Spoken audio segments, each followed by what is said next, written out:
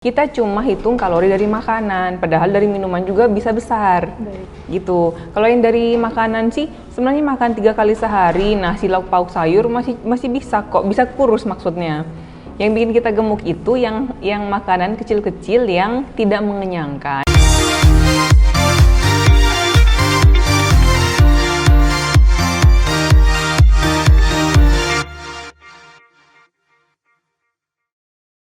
Seiring dengan banyaknya kampanye kesehatan dan pola hidup yang seimbang, banyak orang yang mengagungkan bentuk tubuh idaman atau yang sering dikenal dengan body goals. Tren ini muncul untuk mengajak orang memperhatikan kesehatan dan mempertahankan bentuk tubuh yang sehat. Lalu, bagaimana cara mencapai body goals tersebut? Halo Dokter Ingrid, Halo, gimana Mbak. kabarnya dok? Baik, Mbak. Baik ya. Baik dokter, kita kan nanti akan membahas terkait body goals nih. Nah, berdasarkan artikel sebelumnya nih saya pernah baca ya dok, terkait punya body goals Tina Toon, spill tuh dok, cara untuk memangkas berat badannya itu sampai 25 kg tanpa diet yang menyiksa. Nah, boleh dibantu nggak sih dok, diinformasikan ke teman-teman ataupun sahabat bedside yang ada di rumah, gimana sih dok cara kita menghitung kalori yang cukup untuk kita? Iya, jadi kalau misalnya kita ngomongin body goals, berarti kita hitung balance keseimbangan kalori yang masuk sama keluar. Nah, kalau misalnya mau menurunkan, berarti balance-nya harus negatif. Yang masuk harus lebih sedikit dibandingkan dengan yang keluar. Nah, yang sering salah adalah kita cuma hitung kalori dari makanan, padahal dari minuman juga bisa besar. Gitu. Kalau yang dari makanan sih sebenarnya makan 3 kali sehari, nasi lauk pauk sayur masih bisa kok, bisa kurus maksudnya.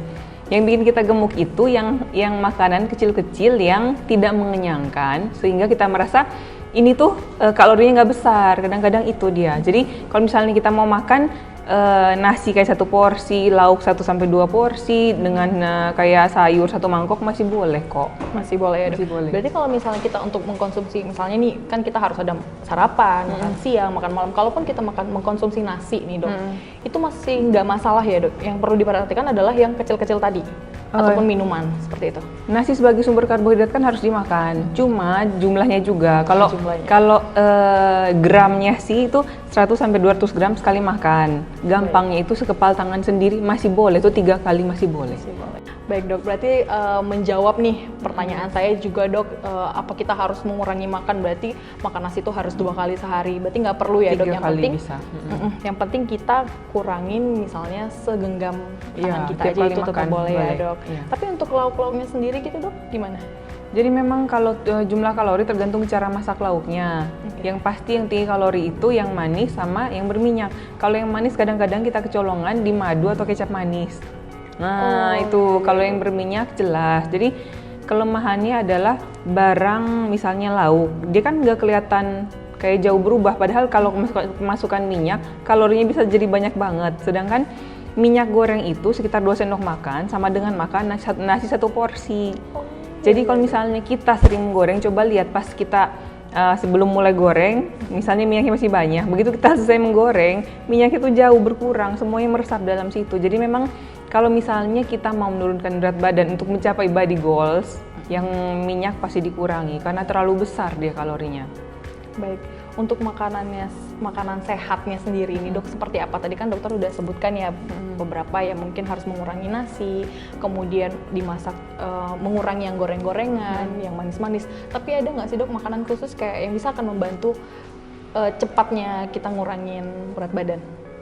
Sebenarnya untuk cepat apa enggak tergantung olahraga juga kan. Nah kalau misalnya mau cepat kadang-kadang tidak sehat malah. Jadi tetap kita pokoknya yang penting bisa turun walaupun pelan tapi maintain. Begitu. Jadi kalau misalnya kita makan, boleh tadi misalnya nasi, ada lauk pauk misalnya 2, kemudian ada sayur. Nah, yang diperhatikan cara masak. Kalau nasi kan pasti beda antara nasi sama nasi goreng gitu. Atau misalnya kita beli makanan ditawarin mau nasi atau kentang goreng, pasti pilihnya nasi. Kemudian kalau lauk pilih yang rendah lemak, ayam buang kulit. Terus ikan boleh, telur diutamakan putihnya tiap hari boleh. Kemudian kalau sayur, kalau misalnya yang ada kayak kuah atau tumisan berlebih minyaknya, mungkin kita ambil sayurnya saja, yang kuahnya nggak usah dimakan. Baik. Kalau tadi dokter sampaikan nasi putih, ada nggak sih dok perbedaannya kalau misalnya kita mengkonsumsi yang nasi merah? Kan biasanya kan orang diet mengkonsumsi yang nasi merah ya dok. Ada nggak sih dok pengaruhnya kalau misalnya kita makan nasi merah tapi porsinya tetap sama, maksudnya lebih banyak, bukan segenggam nasi tadi tuh, misalnya lebih banyak, ngaruh nggak sih dok? Jadi kalau nasi putih sama nasi merah secara kalori masih sama, cuma keunggulannya nasi merah itu dia jenis karbonnya lebih bagus. Nah, jenis karbo lebih bagus itu dia lebih lambat dalam menaikkan kadar gula darah. Sedangkan kalau misalnya kayak nasi putih, dia kan cepat naikin kadar gula darah. Nah, itu nanti langsung disimpan sama badan kita sebagai lemak. Jadi memang kalorinya dia sama tapi lebih bagus kalau nasi merah. Nah, dok, saya juga punya nih teman yang mengkonsumsi minuman itu per hari bisa 2 sampai 3 kali. Misalnya kopi, seperti itu dok. Itu pengaruhnya banyak nggak sih dok untuk berat badan? Ya, jadi kalau kopi hitam saja atau gula aren kayak kopi susu gitu dok. Kopi campuran. Jadi kalau kopi dengan air saja bisa kita bilang kopi hitam itu sebenarnya 0 kalori. Mau berapa juga boleh. Cuma kalau kopi kekinian udah campur-campur, satu yang kecil saja bisa kalorinya sama dengan makan 2 sampai 3 porsi nasi. Jadi kalau misalnya kita minum berasa cuma lewat saja karena minuman, tapi kayak sudah kayak konsumsi nasi buat 3 kali makan seharian itu. Jadi itu juga bisa bikin gemuk. Mengaruh ya dok ya. Baik, untuk olahraganya sendiri dok, yang sangat membantu untuk menurunkan berat badan ini olahraga seperti apa dok? Kalau untuk menurunkan berat badan yang pertama kardio. Kalau kardio itu anjuran WHO, dia minimal seminggu 150 menit, kalau bisa sih di atas 300. Jadi kita range amannya untuk orang yang jarang olahraga ya, 150 sampai 300. Kemudian kalau kita sudah terbiasa, mulai di atas 300 menit per minggu. Nah, di situ itu kan baru kardionya. Tapi ada latihan ototnya juga 2 kali seminggu. Karena kalau misalnya kita diet terus kita kurang latihan otot, lama-lama metabolisme menurun, bisa stuck berat badannya nggak turun lagi. Baik. Kalau untuk air putih nih dok, tadi kan kita sudah ngomongin minuman yang manis-manis. Nah, kalau misalnya air putih itu sangat membantu nggak untuk kita menurunkan berat badan? Jadi kalau air putih itu dia meningkatkan metabolisme. Jadi pembakaran energi dalam badan bisa lebih cepat.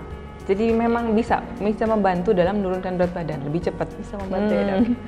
Baik dok, tadi kan dokter sudah menjelaskan ya terkait body goals ataupun caranya konsumsi yang baik untuk kita bisa menurunkan berat badan itu seperti apa. Nah, ini untuk dewasa.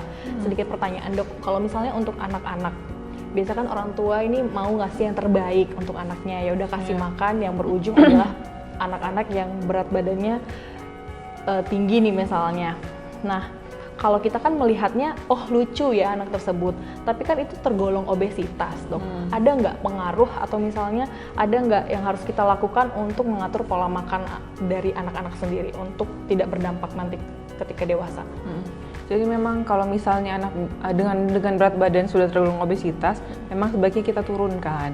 Kalau dalam keadaan anak kecil, soalnya selain nanti dia ada pengaruh ke fisiknya, misalnya kelainan kaki atau kelainan yang lain, dia risiko penyakit juga lebih besar. Karena kan misalnya sekarang anaknya umur 5 tahun, 20 tahun lagi masih 25.